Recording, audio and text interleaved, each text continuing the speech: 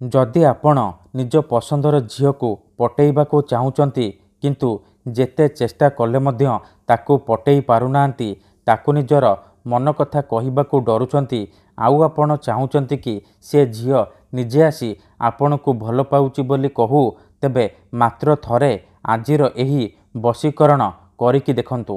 कारण आजिर एही भिडियोटी रे मु आपणक पई आमर तंत्र शास्त्ररू एमिति एक महाशक्तिशाली वशीकरण नहीं आसी जहाकू आपण करदेले निज पसंदर केउं भी झील बा विवाहिता नारी को पटेई पारिबे ताठारू निजर मन चाहुतिबा काम हासिल करि पारिबे। एही वशीकरण करिबा पई आपणकू कोनोसी प्रकार मंत्र तंत्र करिबाकू पड़िबनी किंबा किछि भी पैसा खर्च करिबाकू पड़िबनी। केवल मु आपणकू गोटिए नंबर शिखेइबी गोटिए नंबर कहिबी आपणकू सेही नंबर सहित झीवर नाम लिखि घर बाहर पोतिबार अछि। ग्यारंटी देउची जेमिति आपण एपटे एही वशीकरण करिबे सेपटे से झील हेउ बा विवाहिता नारी आपणक आड़को आकर्षित हेबाकू लागिबो। जेउ झील पटु नथिला से झील आपे आपे पटिजिबो निजे आसी आपणकू भल पाउची बोली कहिबो। नमस्कार फ्रेंड्स, आमर चैनल को आपण मानकू स्वागत। आजिर एही भिडियोटी रे मु आपणकू शिखेइबी झील पटेइबा पई वशीकरण विद्या। एही वशीकरण नंबर एते शक्तिशाली कि एही नंबर सहित आपण जेउ झील बा नारीर नाम लेखिकी घर बाहर पोती देबे ग्यारंटी देउची सीए आपणक प्रेम रे दीवानी हो जिवो। एही वशीकरण साहाय्य हजार हजार लोक माने लाभवान होइचंती। 100 रु 100% सफल होइचंती। वर्ष वर्ष धरी भांगी जाइतिबा पुराणा प्रेम को फेराई आनी पारिछंती।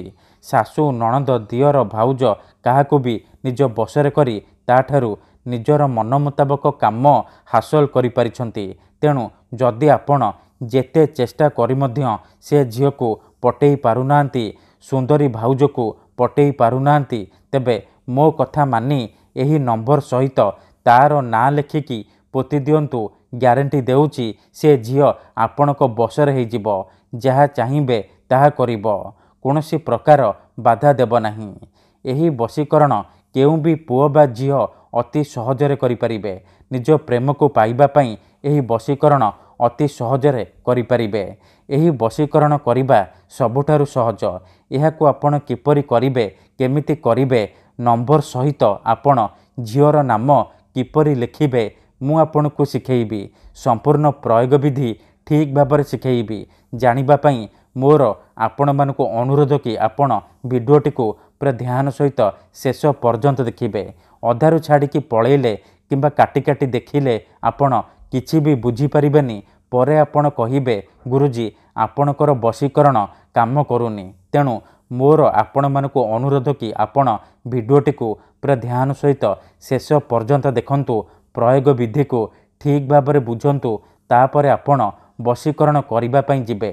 विधिटी जानिबा पूर्वरु जदि आपण आम चैनल को नुआ आसिचंती तेबे दयाकरी चैनल को सब्सक्राइब करी पाखरे थिबा बेल आइकन को मध्य दबाई दियंतु। जहा द्वारा आमे जेउ भी वीडियो अपलोड करिबो सर्वप्रथमे आपण देखि परिबे आउ तार लाभ पाई परिबे। तेबे चलंतु जानिबा एही वशीकरण आपण किपरि करिबे। एही वशीकरण आपण शुक्रवार दिन करि परिबे, केउं भी समय रे करि परिबे। विधिटी करिबा पूर्वरु हाथ गोड़ धोइकी एही वशीकरण आरंभ करिबे। प्रथमे आपण कोन करिबे, खंडे साधा कागज आनिबे, कला रंगर कलम आनिबे। तापरे कागज रे सेई झील बा महिलार नाम लिखिबे। ता पाखरे प्लस चिन्ह करिबे आउ ता पाखरे निजर नाम लिखिबे। देखंतु मनेकर आपण जेउ झील को बसरे करिबाकू चाहुचंती तार नाम हेउची सबिता आउ आपणकर नाम रमेश।